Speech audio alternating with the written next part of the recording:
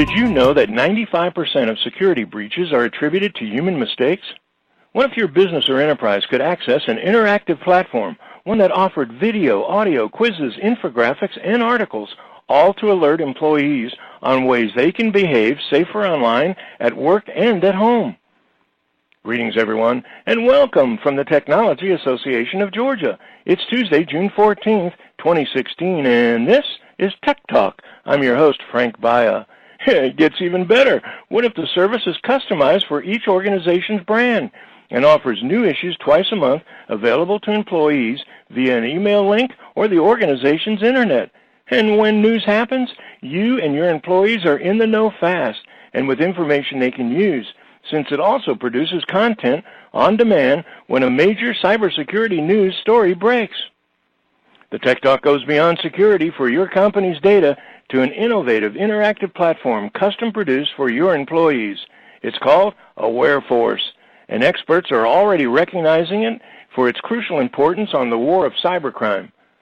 In fact, AwareForce even features interviews with many of the nation's leading cybersecurity experts and industry leaders. Up to the Tech Talk on Beyond Security, we speak with Richard Warner, longtime Atlanta entrepreneur and broadcasting personality and the founder of AwareForce. The innovative approach to help businesses, enterprise, and organizations, big or small, reduce the risk of cyber threats by educating their employees. AwareForce is being developed in cooperation with the Technology Association of Georgia and its new national cybersecurity organization, NTSC. Richard was founder and CEO of What's Up Interactive, a digital marketing agency whose clients included AT&T, the Georgia Aquarium, the Georgia Lottery, Trane Air Conditioning, and the Mayo Clinic. And he is highly regarded as moderator and MC, hosting IT security summits nationwide, State of Georgia red carpet tours, Governor's Manufacturing Awards, and even including Venture Atlanta and the Southeastern Software Association Awards. You may also recognize Richard from his 30 years as host of a weekly business series on statewide public broadcasting, where he interviewed hundreds of CEOs, government and community leaders, and technology executives. During that period, he also served as consumer and business commentator on WAGA TV Fox 5, Good Day Atlanta, and on 11 Alive News. And he also had a radio series, Richard Warner Moneyline, that was syndicated to over 200 radio stations nationwide for 5 years. Find out just what the heck is going on, and even more important, be sure that your employees know before your company is compromised by cybercrime. Now make your employees be aware of the danger and impact of security breaches and how they can play a role in doing something about it. Turn your employees into an AwareForce as we speak with visionary thought leader and industry-recognized marketing and business expert, the founder of AwareForce, Richard Warner. This edition of Tech Talk is brought to you by GlobalSpeak.com, new media consultants, corporate video and audio communications, video and audio production and distribution, live and virtual event production. Tag TV and Tag Radio is a service of GlobalSpeak.com, creatively delivering powerful marketing, video, and audio solutions. Richard, welcome to Tech Talk. Frank, good day to you, sir. What a hot topic, when it comes to Internet security, any kind of security today more than ever before. It just seems like it's not a headline at the cable newscast. It's on the front page of the newspaper, and everybody's trying to figure out. The one that I love is the fact that in a lot of cases you don't even know if you've been hacked. So you solve problems you don't even know you have. But I think one of the things that I think is really interesting about AwareForce is the fact of the approach that you're taking, in the fact that companies, especially the big ones, spend obviously a heck of a lot of money to keep hackers out. But why are employers have employers ever thought about employees being part of the problem? Well, over 80% of the breaches are caused by employee behavior. So that's not to belittle any investment that a company, large or small, makes in hardware or software to try and avoid this problem. It's just that the weakest link are the people that are employed at a company. They're the ones that are apt to click on a link they shouldn't, to answer an email that they shouldn't, to take a phone call and assume that whoever's on the other line is legit.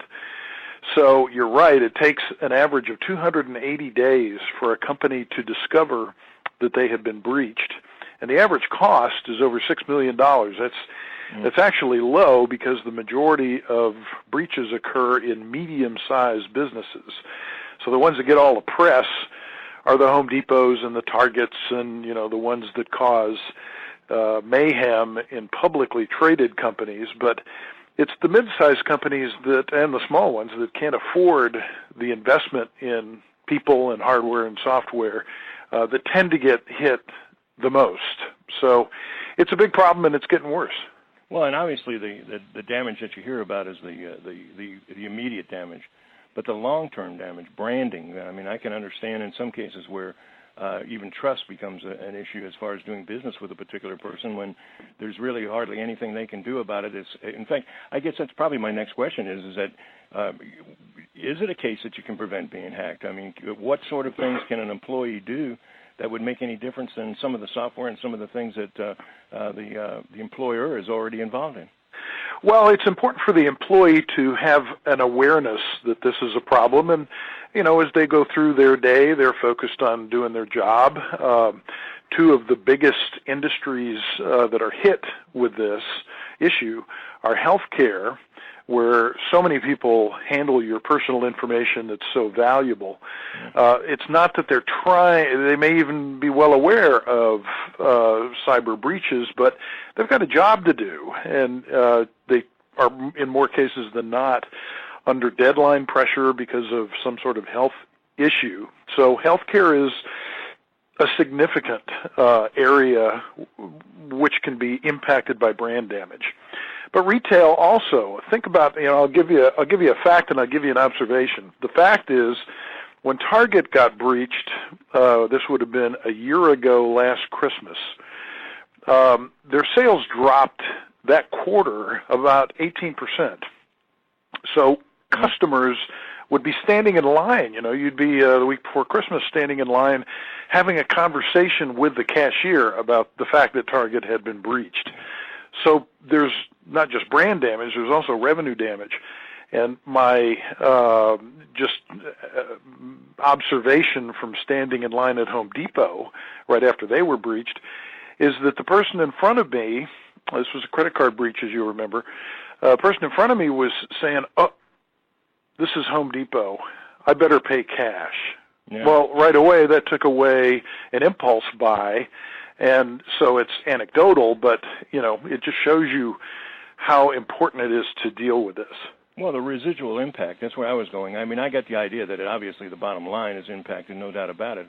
Long-term brand damage makes that bottom line stretch out from not only the day of the attack, but the week after, but the month after, and maybe several months after. Obviously, there's a lot of people that are talking about the dangers of being hacked, and I think most people, certainly most of our listeners, are kind of aware of what some of those dangers are. But with your expertise and your commitment and focus on the subject for some time, maybe from your perspective, what are the dangers of being hacked, and what happens exactly? Well, there are an innumerable number of hacks. It used to be the kid in the basement who wanted to prove something. Then it became organized crime, which is still a factor. Then it became nation states. China has over 100,000 government-employed hackers. And this is from a presentation that was done by an NSA official at an event that I was at that really sunk into to me just how vast this issue is. So besides Target's revenues and besides the guy in line at Home Depot, what's the risk? What's the real problem?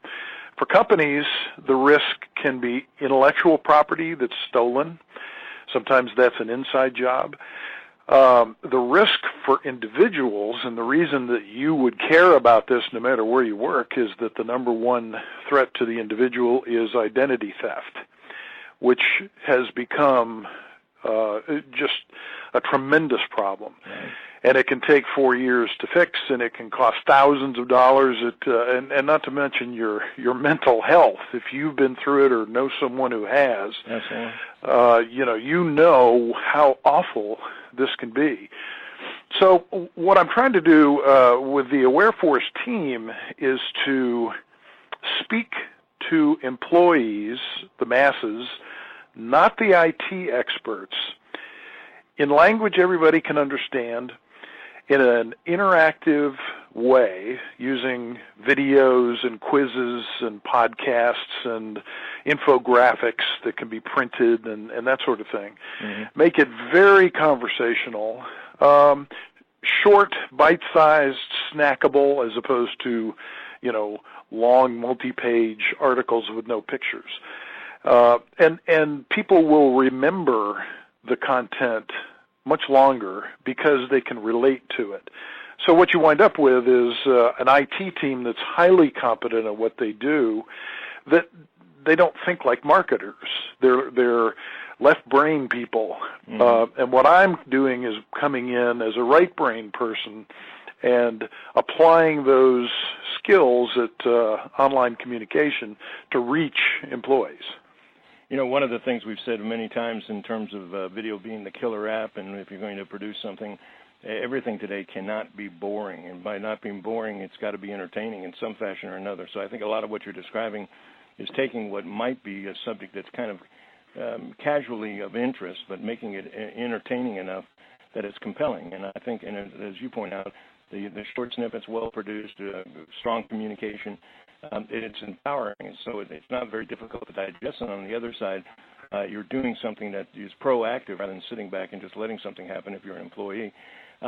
Latest hacking tactics. Let's take an approach from AwareForce and say, tell us a little bit about the latest hacking tactics, and what are the bad guys doing? You would think the answer to that question is they are becoming so much more sophisticated, and that trying to discover them and prevent them is impossible. But the reality is they're like a burglar that's going from house to house. The burglar's not going to go into the house that's locked. It's too much trouble. They're going to go into the house that's not locked, the one that's easy to get into. So in the case of a hacker, they're going to do password 1 to try and crack your password. Password is by far the most common password, something with password in it. Right. So they can use automation to go through cheaply and easily and break into your computer, because most Wi-Fi networks are not password protected. So these are, they're just patching your computer. These are low-tech, good practices that, frankly, most people don't do. It was interesting. There was an event that TAG put on not too long ago, and the keynote speaker was a high-ranking U.S. official who works with NATO. And so this is a guy, he's an IT guy. He's very intelligent. He obviously knows the latest tricks and is very much aware of what's going on out there. And he said, I'll give you an example of what kind of a problem we're up against. I do all this stuff at work all week, and then last Saturday I went to see Mom. And Mom's computer had been hijacked and was a bot, and it was attacking. And, these are the kinds of things that even if you're really smart about IT security, it's the people around you that, don't think about this all the time. Well, as you were mentioning, I can remember a TAG event literally a couple of years ago, and I can't remember who it was speaking, but it was a senior executive, and I think it had to do with a fintech company. But what he was saying was, if you never entered the lottery, you can't win a lottery. So when you get that notification that you just won a lottery, if you haven't bought a ticket, don't click the link, because you're going to be in trouble.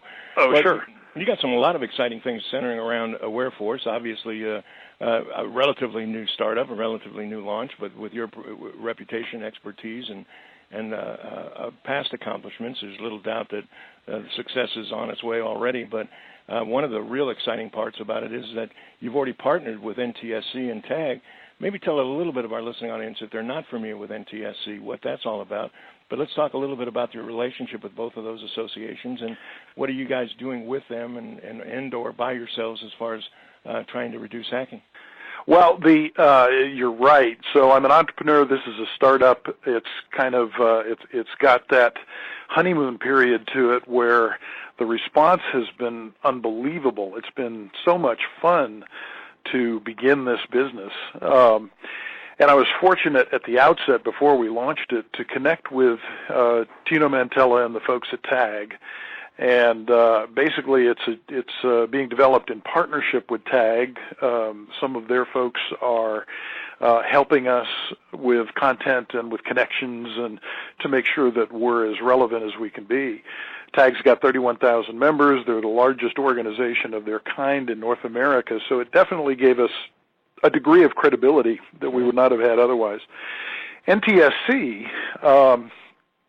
this is kind of my observation, is that TAG has gotten so big, its tentacles reach all over the state, all sorts of technology-related companies and organizations are members, and it's just an amazing organization.